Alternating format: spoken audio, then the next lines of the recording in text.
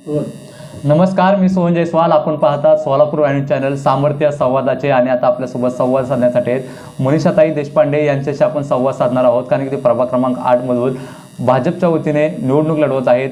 त्या प्रकारे आपण त्यांच्या सध्याचा आता वेग आला आहे, या पार्श्वभूमीवर त्यांच्या प्रभागात त्यांना कशा प्रकारे प्रतिसाद आहे, काय वाटतं हे जाणून घेण्याचा प्रयत्न करू. ताई नमस्कार, कशा प्रकारे तुम्ही आता वार्डात फिरताय, रणधुमाळी सामोरे जात आहे, काय सांगू शकाल? नमस्कार, मी मनीषा धनंजय देशपांडे, वॉर्ड क्रमांक 8मधून भाजप या पक्षाकडून कमळ या चिन्हावर निवडणूक लढवत आहे. परिचारक असतील, आमदार अवताडे असतील, यांनी तुमचा विश्वास दाखवला, याबाबत तुमचं मत काय? माझे मिस्टर डॉक्टर आहेत, त्यांचा जनसंपर्क मोठा आहे आणि त्यांनी कोरोना काळात हे बरेच गोष्टी म्हणजे सामाजिक कार्य केलेले आहे. समाजसेवाही केलेली आहे. मोफत औषधोपचार, मास्क वाटप अशा विविध प्रकारे पेशंटना ॲम्ब्युलन्स उपलब्ध करून देणे, अशा विविध पद्धतीने त्यांनी समाजाची सेवा केलेली आहे, गरीब लोकांची सेवा केलेली आहे.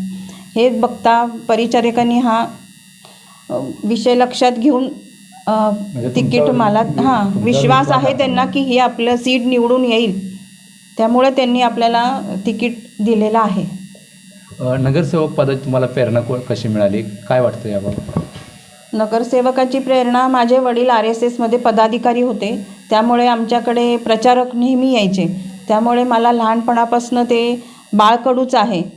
आणि नंतर थोडा खंड पडला, लग्नानंतर मी प्रतिष्ठित त्याच्यामध्ये लग्न माझं झालं. माझे सासरे डॉक्टर होते, 2 सासरे शिक्षक होते, त्यांची समाजात बरीच प्रतिष्ठा होती, त्यामुळे मला त्यांच्याकडनं प्रेरणा घेऊन आणि एकत्र कुटुंबात वाढल्यामुळे मला सगळ्या याची जाणीव आहे, त्यामुळे त्यांच्याकडनं मला प्रेरणा मिळाली. आता तुमचं विजन काय असणार आहे?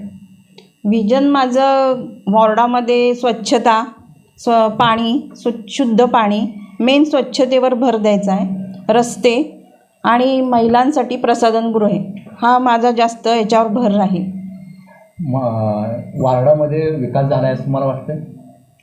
वॉर्डात नाही अजून तरी मला काही वाटत नाही, कारण मी ज्या समस्या फेस करते आहे त्याच्यावरनं तरी मला वाटत नाही. बाहेर आहे, बाहेर बराच विकास झालेला आहे.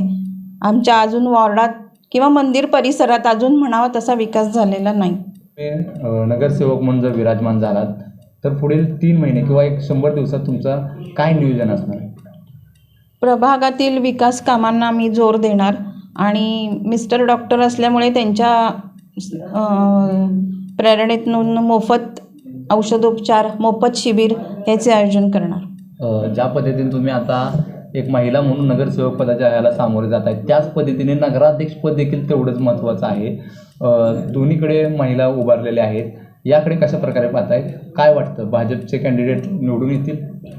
हो, भाजपचे कॅन्डिडेट निवडून येतील, कारण केंद्रात पण भाजप आहे, राज्यात पण भाजपची सत्ता आहे आणि लाडकी बहीण योजना, मोफत गॅस, मोफत अन्न वाटप, ह्यामुळे जो पोषक जे वातावरण आहे भाजपला, त्यामुळे भाजप हे नक्कीच येणार. मिस्टरांचे म्हणजे डॉक्टरच्या हे माध्यमातून त्यांनी केलेले जे काम, माझ्या मुलाचे काम आणि परिचारक माननीय प्रशांतराव परिचारक यांनी आणि समाधान अवताडे यांनी दाखवलेला विश्वास, याच्यावर मी नक्की निवडून येणार 100%.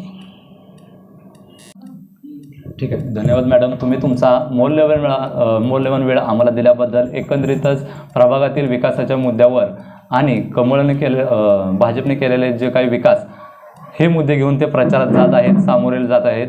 त्याच पद्धतीने त्यांनी सांगितलं की चांगल्या प्रकारे त्यांना प्रतिसाद आहे.